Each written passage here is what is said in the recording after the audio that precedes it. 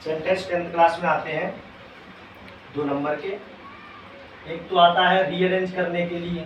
Rearrange करना होता है क्रम से, कहीं ऑब्जेक्ट लिखा है, कहीं सब्जेक्ट लिखा है, कहीं कुछ लिखा है, तो अपन को क्रम से करना होता है। और सेंटेंस आते हैं करेक्ट करने के लिए। अगर सेंटेंस गलत है तो उसको तुम्हें सही करना है। एक तरीका आता है सेंटेंस का, जैसे प्रेजेंट में दे दिया उन्होंने, तो तुम्हें पास्ट में बनवाने के लिए बोलेंगे कि पास्ट में बनाओ इसको। फ्यूचर में दे दिया तो कहेंगे पास्ट में बनाओ, पास्ट में दे दिया तो बोलेंगे फ्यूचर में बनाओ। ऐसे करते हैं वो। तो 2 नंबर के सेंटेंस आते हैं 10th सिलेबस में। कितने नंबर के? 2 हैं। तरीके 3 या 4 तरीके से पूछते हैं। एक तो रीअरेंज कन्फर्म पूछते हैं, उसके बाद 3 तरीके ये हैं। जैसे प्रेजेंट में बोल दिया उन्होंने तो पास्ट में बनाओ, पास्ट का दे दिया बोल दिया फ्यूचर में बनाओ, फ्यूचर का लिख दिया उन्होंने कहा प्रेजेंट में बना दी। ये तरीका। दूसरा तरीका ये है, सेंटेंस गलत करके देंगे वो, फिर बोलेंगे सामने के करेक्ट करके बनाओ। सही है नहीं? बिल्कुल सही लिखो तो सही कर देना। और उसमें बोलेंगे कि अगर नेगेटिव का दे दिया उन्होंने कहा, पास्ट नेगेटिव का दे दिया, इंट्रोगेटिव में बनाओ तो फिर इंट्रोगेटिव में बनाना पड़ेगा।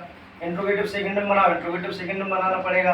फर्स्ट में बनाओ, फर्स्ट में इंट्रोगेटिव दे दिया बोल दिया उन्होंने नेगेटिव में बनाओ तो फिर नेगेटिव में बनाना पड़ेगा। ये करना है तुम्हें। और ये सारी चीज़ें फिर कैसे बनेंगी? ये सारी चीज़ें बनेंगी अगर अपन को सभी की डेफिनेशन तो उसमें आती नहीं है, केवल याद रखना है। डेफिनेशन से अपन में सूत्र ध्यान रहेंगे। समझ में आ रही ना? डेफिनेशन से सूत्र ध्यान रहेंगे। अगर अपन को सूत्र है तो रीअरेंज भी अपन आसानी से कर सकते हैं और अपन सेंटेंस भी आसानी से चेंज कर सकते हैं। अगर अपन को पता है कि पास्ट इंडेफिनिट का सेंटेंस ये है और किसमें चेंज करना है, फिर उसका टारगेट रखना है। उसने कह दिया फ्यूचर कंटिन्यूअस बनाओ, तो अपने दिमाग में ये होना चाहिए कि फ्यूचर कंटिन्यूअस जो है उसमें क्या आता है, क्या हेल्पिंग वर्ब आती है, क्या मेन वर्ब आती है, ये दोनों चीजें ध्यान रखनी है। अब ये सारी चीजें हम आपको ध्यान करने के लिए बता रहे हैं। बहुत शॉर्ट तरीका है और 10 मिनट में ही अपन पूरी सारी चीजें सीख जाएंगे। तो अपन बिल्कुल कभी भूलने वाले नहीं है। क्या से क्या करते हैं? देखो, टेंस नहीं होता है काल या समय। टेंस मीन्स क्या होता है? बहुत पहले से पढ़ते चले आ रहे हो, बहुत छोटे से। टेंस मतलब होता है काल या समय। टेंस 3 प्रकार के होते हैं। टेंस होते हैं 3 प्रकार के: present tense, past tense, future tense. Present tense होता है वर्तमान काल, जो चल रहा है, जो समय कौन सा है? वर्तमान काल। पास्ट टेंस होता है भूतकाल, जो समय निकल चुका। 9th क्लास में आपने पढ़ाई की थी, वो कौन सा समय निकल गया? पास्ट। अब फ्यूचर टेंस आगे आने वाला समय। आगे आने वाला समय है, कभी ऐसा समय आएगा कि आप कक्षा 10वीं को पास कर लोगे। बात सही है ना? तो वो क्या है आपका? फ्यूचर है। ठीक है ना? अब प्रत्येक टेंस के ये 3 जो टेंस हैं, इनके 4 भाग होते हैं। 4 भाग होते हैं प्रेजेंट का।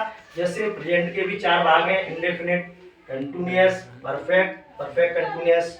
पास्ट के भी 4 भाग हैं: indefinite, continuous, perfect, perfect continuous. Future के भी 4 भाग हैं: इंडेफिनिट, कंटिन्यूअस, परफेक्ट और परफेक्ट कंटिन्यूअस। ये 4 भाग हैं और 4 भाग में प्रत्येक सेंटेंस के अपन 4 भाग बनाते हैं। कैसे बनाते हैं? जैसे अफर्मेटिव है, फिर नेगेटिव है, फिर इंट्रोगेटिव है, फिर इंट्रोगेटिव सेकंड है। तो अफर्मेटिव अपन को केवल 4 सूत्र याद करने हैं। वैसे टोटल सूत्र होते हैं 48, उनमें से केवल 4 याद करने हैं। कितने याद करने हैं? केवल 4 सूत्र। तो पहले अपन सबसे पहले देखेंगे इसकी डेफिनेशन कैसे याद करते हैं। पहले अपन रटते रहते थे, इसकी ये डेफिनेशन है, उसकी ये डेफिनेशन है, एक डेफिनेशन को ही रटते रहते थे। अब डेफिनेशन रटना नहीं है, केवल समझना है और बनाना है। समझ लो और बना लो। कैसे डेफिनेशन याद करनी है सभी को? कि प्रेजेंट होता है। प्रेजेंट क्या होता है? पास्ट होता है था और फ्यूचर होता है होगा। प्रेजेंट क्या होता है? पास्ट होता है था, फ्यूचर हुआ होगा। फ्यूचर क्या होता है? होगा। अब इसके बाद इनके जब 4 भाग होते हैं, अब यहीं से अपन डेफिनेशन क्या तरीके से याद करेंगे। देखो कि जैसे प्रेजेंट में एक डेफिनेशन आती है ता, एक आती है था और एक आती है गा। प्रेजेंट में क्या आती है? ता, पास्ट में था, फ्यूचर में गा। ये 2 डेफिनेशन थोड़ी थोड़ी याद करनी है। वैसे प्रेजेंट का मतलब क्या होता है? पास्ट का होता है था, क्योंकि समय जो निकल चुका है वो था में आ गया। और फ्यूचर का मतलब होता है होगा, यानी भविष्य की पहचान करते हैं तो उसमें होगा रहा। ये तो अपना प्रेजेंट, पास्ट, फ्यूचर बन गया। लेकिन पहचान इसकी होती है, जैसे प्रेजेंट इंडेफिनिट है तो ता। अब प्रेजेंट इंडेफिनिट है तो प्रेजेंट में ता लगाते हैं, तो प्रेजेंट इंडेफिनिट में क्या हो गया? ता है, तो ता है, तिये ते है। हो गया। अब प्रेजेंट कंटिन्यूअस, तो प्रेजेंट में होती है कंटिन्यूअस में रहा, तो रहा है, रही है, रहे हैं हो जाएगी। अब प्रेजेंट में होती है, जैसे प्रेजेंट में है, परफेक्ट में चुका, तो चुका है, चुकी है, चुके हैं हो गया। अब है परफेक्ट कंटिन्यूअस में रहा प्लस समय, रहा आया और साथ में समय, तो रहा है, रही है, रहे और साथ में क्या आएगा, समय। ये सारी डेफिनेशन प्रेजेंट इंडेफिनिट की क्या हो गई, खत्म। ठीक है, प्रेजेंट इंडेफिनिट की क्या होती है, पहली डेफिनेशन ता है, तीयते है। प्रेजेंट कंटिन्यूअस में क्या आएगा, रहा है, रही रहे। प्रेजेंट परफेक्ट में आएगा चुका है, चुकी, चुकी है। प्रेजेंट परफेक्ट कंटिन्यूअस में आएगा रहा है, रही है, रहे हैं, समय। इतनी डेफिनेशन हो गई। उसके बाद अब आते हैं अपन पास्ट पे। किस पे आते हैं, पास्ट पे। तो पास्ट की जो इंडेफिनिट की डेफिनेशन होगी, तो या, ये, अब पास्ट में होता है था और कंटिन्यूअस में होता है रहा, तो पास्ट कंटिन्यूअस की डेफिनेशन क्या हो जाएगी, रहा था, रही थी, रहे थे, हो जाएगी नहीं हो जाएगी, ये है। अब आ गए अपन पास्ट परफेक्ट पे। तो पास्ट की होती है था, परफेक्ट की होती है चुका, तो चुका था, चुकी थी, चुके थे, बन जाएगी डेफिनेशन। उसके बाद आते हैं परफेक्ट कंटिन्यूअस पे। तो पास्ट की क्या होती है था और परफेक्ट कंटिन्यूअस की होती है रहा प्लस समय, तो रहा था, रही थी, रहे थे प्लस समय आ जाएगा। ठीक है ना। अब आ गए अपन फ्यूचर पे। फ्यूचर का मतलब होता है होगा, होगी, होगी, और फ्यूचर इंडेफिनिट की होती है गागी की।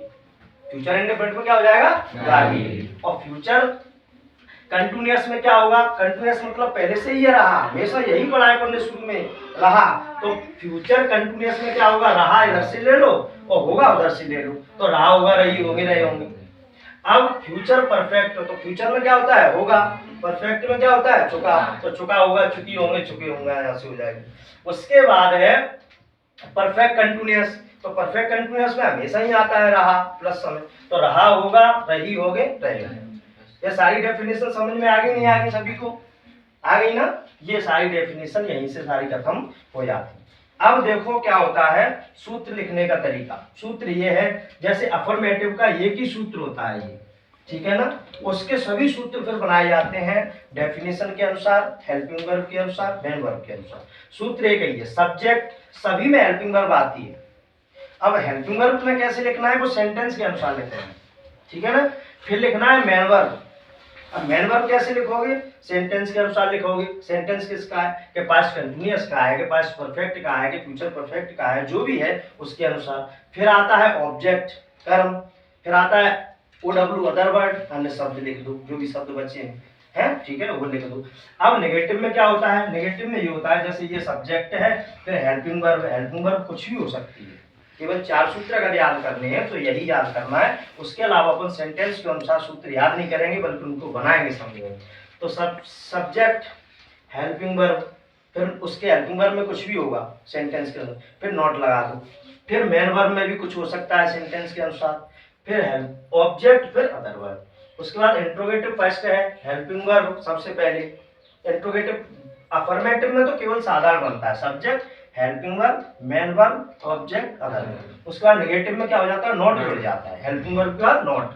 इंट्रोगेटिव में क्या होता है, फर्स्ट में सबसे पहले हेल्पिंग वर्ब आती है, चाहे जार एम हो, चाहे वाज वर्ब हो, चाहे हैज हैव हो, चाहे हैड हो, कुछ भी हो। अभी तो केवल इंट्रोगेटिव फर्स्ट में क्या चीज सीखते हैं कि हेल्पिंग वर्ब सबसे पहले, उसके बाद सब्जेक्ट, उसके बाद मेन वर्ब, उसके बाद ऑब्जेक्ट, उसके बाद अदर वर्ब। लेकिन इसमें क्वेश्चन मार्क लगाना बहुत जरूरी है।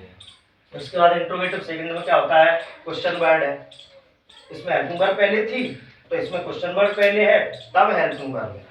उसके बाद सब्जेक्ट, उसके बाद मेन वर्ब, उसके बाद ऑब्जेक्ट, उसके बाद अदर वर्ब, और क्वेश्चन मार्क क्या है, जरूरी, ठीक है नहीं। अब सूत्र अपन कैसे बनाएंगे, देखो ये चारों सूत्र अपन को याद हो जाएंगे। अब जैसे अपन ने सूत्र बनाया प्रेजेंट इसका, प्रेजेंट इंडेफिनिट का अपन को सूत्र बनाना है।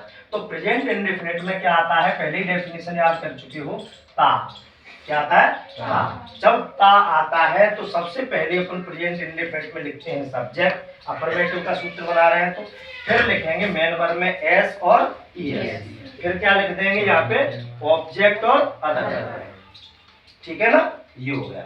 उसके बाद अपन ने लिखा, जैसे नेगेटिव आया, इंट्रोगेटिव आया, अब नेगेटिव वाले में लिखेंगे। तो नेगेटिव में क्या होता है, प्रेजेंट इंडेफिनिट में पहले सब्जेक्ट लिखते हैं, फिर सिंगुलर के लिए लगाते हैं डज नॉट, और प्लूरल के लिए क्या लगाते हैं, डू नॉट।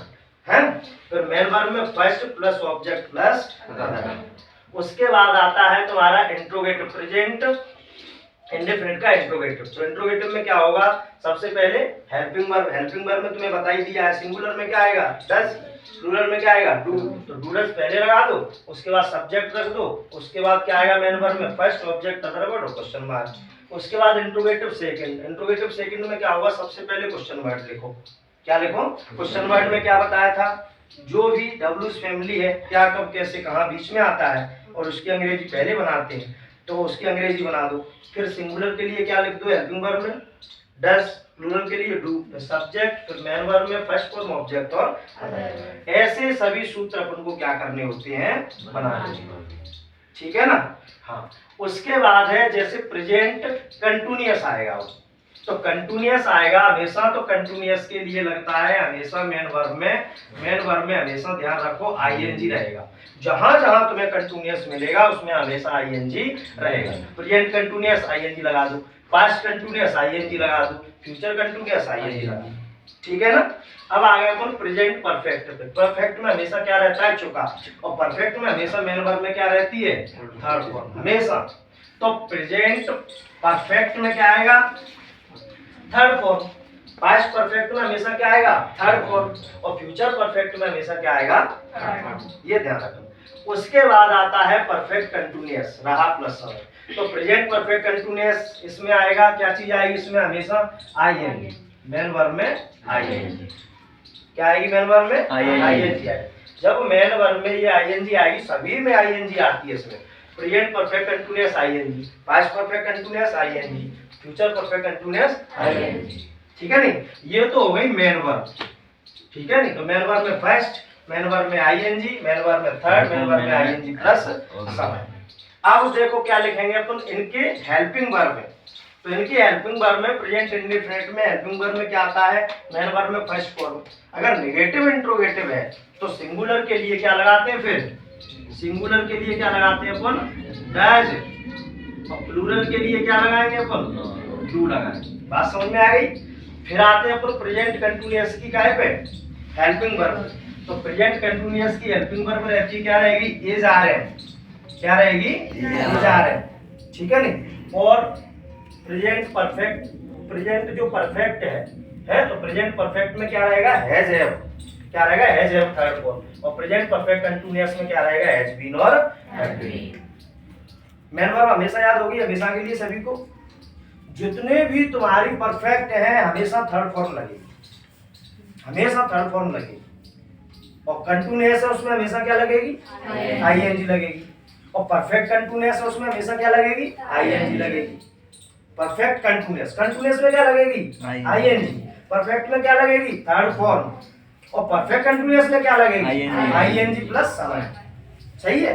हाँ, और जब समय आता है तो हमेशा चाहे प्रेजेंट परफेक्ट कंटिन्यूअस का सेंटेंस हो, चाहे पास्ट परफेक्ट कंटिन्यूअस का सेंटेंस हो, चाहे फ्यूचर परफेक्ट कंटिन्यूअस का समय हो, समय लगाना सबसे सरल है। डेफिनेट टाइम, निश्चित समय के लिए लगाते हैं सिंस, और अनिश्चित समय इंडेफिनेट टाइम, अनिश्चित समय के लिए लगाते हैं फॉर। और अगर तुम्हें निश्चित समय समझ में नहीं आ रहा है, तो अनिश्चित समय अगर नहीं आ रहा है समझ में, तो सबसे सरल तरीका इसका है, आज तक नहीं बताया होगा किसी ने, कि सबसे डेफिनेट टाइम होता है निश्चित समय। निश्चित समय बोलते हैं किसी का नाम, मान के चलो किसी का नाम है, महीने का अगर नाम है तो लगा दो सिंस, दिन का नाम है तो लगा दो सिंस। अगर किसी चीज का नाम है, साल का नाम, जैसे 2025, 2026, 1993 साल के नाम ही तो है।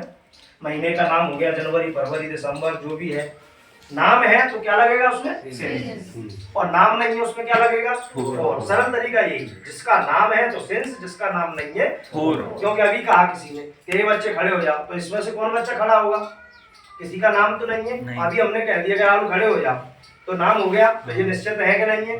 तो निश्चित का मतलब होता है नाम। अगर महीने का नाम आ गया तो सिंस, दिन का नाम आ गया तो सिंस, किसी का नाम आ गया तो सिंस, समय का नाम आ गया तो सिंस। 2 बजे, 6 बजे, 10 बजे, सोमवार, मंगल, बुध, नाम ही तो आ रहा है सभी। और नाम नहीं आया तो जैसे 10 दिन पतो ही ना कौन से, 20 दिन पतो ही ना कौन से, 5 महीने पतो ही ना कौन से, 6 घंटे पतो ही ना कौन से, और व्यालवान कहती 10 बजे तो ये निश्चित है। तो कुल मिला के ये है सबसे सरल डेफिनेशन है कि अगर किसी चीज का नाम है तो सिंस, और नाम नहीं है तो फोर। क्लियर। और ये डेफिनेशन अब बताओ, सभी की डेफिनेशन याद है, हो जाएंगे नहीं हो जाएंगे? यहीं से केवल अपना पैराग्राफ चलेगा अपना ये कि क्या से क्या करते हैं। अगर इंडेफिनिट आ गया तो तातीते, ठीक है नहीं, और पास्ट इंडेफिनिट आ गया या ये, और फ्यूचर इंडेफिनिट आ गया तो गागीगे, ठीक है नहीं, और कंटिन्यूअस आ गया तो रहा रही रहे हर एक में लगेगा, और परफेक्ट आ गया तो चुका चुकी चुके हैं, और परफेक्ट कंटिन्यूअस आ गया तो रहा रही रहे समय देकर। आएगा कि नहीं आएगा? अगर फिर हम उनको क्या करना है, सूत्र में क्या लिखना है। अगर उसने सूत्र में लिख दिया कि परफेक्ट, तो परफेक्ट में हमेशा थर्ड फॉर्म लगा दो, कौन सी भी परफेक्ट हो, चाहे प्रेजेंट परफेक्ट हो, चाहे पास्ट परफेक्ट हो, चाहे फ्यूचर परफेक्ट। उसने कह दिया कंटिन्यूअस, तो हमेशा आईएनजी लगा दो। क्या लगा दो? आईएनजी। चाहे प्रेजेंट कंटिन्यूअस हो, चाहे पास्ट कंटिन्यूअस हो, चाहे फ्यूचर कंटिन्यूअस हो, चाहे फ्यूचर परफेक्ट कंटिन्यूअस, जिसमें अगर कंटिन्यूअस जुड़ गया तो क्या लगाओगे? आईएनजी। अब बताओ इसमें से सभी सूत्र बना लोगे, नहीं बना पाओगे कल? है सभी सूत्र आना चाहिए सभी के पास, सब चीज। और इसके बाद सारे सूत्र यही है, 4 सूत्र हैं। सूत्र बहुत होते हैं लेकिन आपको बताने का तरीका, समझने का तरीका होना चाहिए, तो सारे सूत्र यहीं से बन जाएंगे। बन जाएंगे नहीं बने? अब आप बताओ इनमें से कौन सा सूत्र बनाना है। अब मान के चलो अपन ने कोई भी सूत्र एक्स वाई जेड पूछ लो, यहीं से बनाएंगे अपन सभी। जैसे मान के चलो पास्ट परफेक्ट ले लिया अपन ने, तो पास्ट परफेक्ट में क्या आता है? परफेक्ट में हमेशा जिंदगी भर के लिए क्या आएगा? चुका। हाँ, परफेक्ट में हमेशा आएगा चुका, और पास्ट में हमेशा आएगा था, तो चुका था। ये तो डेफिनेशन अपन याद कर ली, चुका था। अब सूत्र कैसे बनाएंगे? क्योंकि चुका में हमेशा क्या आता है? थर्ड फॉर्म, तो इसमें हमेशा थर्ड फॉर्म ही रहेगी, तो मेन वर्ब में लिख दिया अपन ने थर्ड फॉर्म। क्या बना रहा है? पास्ट परफेक्ट हो।